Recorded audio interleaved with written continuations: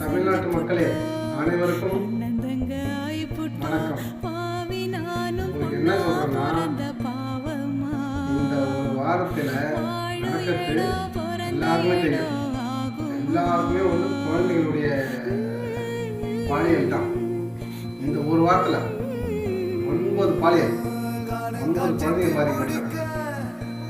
இருந்தாலும் இந்த ஒரு குழந்தை, நேற்று நடந்த ஒரு குழந்தை அடையாளம் தெரியக்கூடாது, இடுப்பு உடைச்சி முகம் தெரியாத மாதிரி என்னென்னோ பண்ணி அதெல்லாம் செதைச்சி என்னென்னோ பண்ணிட்டுக்கிறாங்க.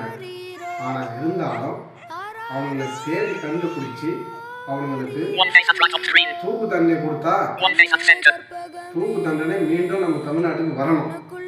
அப்போதான் திருந்துவானுங்க. ஜெயிலிருந்து விட்டுட்டா திருப்பி வந்து தான் இருப்பானுங்க, திருப்பி பழி வாங்கி தான் இருப்பானுங்க. ஆனால் இது எல்லாமே நீங்கள் தான் வழிவகுக்கிறீங்க. போகிறது, ஜெயிலுக்குள்ளே போகிறது வர்றது எல்லாம் நீங்கள் தான் வழி விட்டுன்னு இருக்கிறீங்க. ஆனால் உடனே கொடுத்துட்டீங்கன்னா நல்லது. தூக்கு தண்டனை கொடுத்துட்டீங்கன்னா நல்லது. இது எப்படி தான் இருக்குது? இந்த நீங்கள் தான் சொன்னீங்க, ஆட்சிக்கு வந்த உடனே என்ன செய்வீங்க?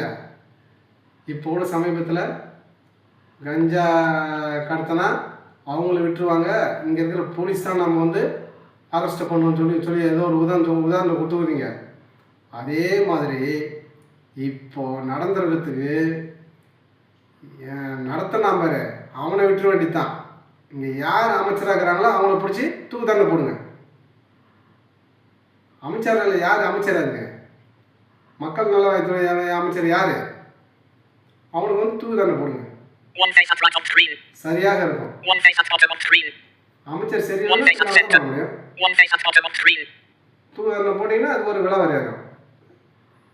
அதனால் தயவு செய்து நான் என்ன சொல்கிறேன்னா, எல்லாமே சீரமைத்து குழந்தைங்கள்லேருந்து பெரிய எல்லாம் நல்ல முறையில் இருக்கிற மாதிரி பார்க்க போனால் சீக்கிரத்தில் உங்களுடைய அமைச்சரவையில் சிபாரிசு பண்ணி சரி பண்ணுறதை பாருங்கள்.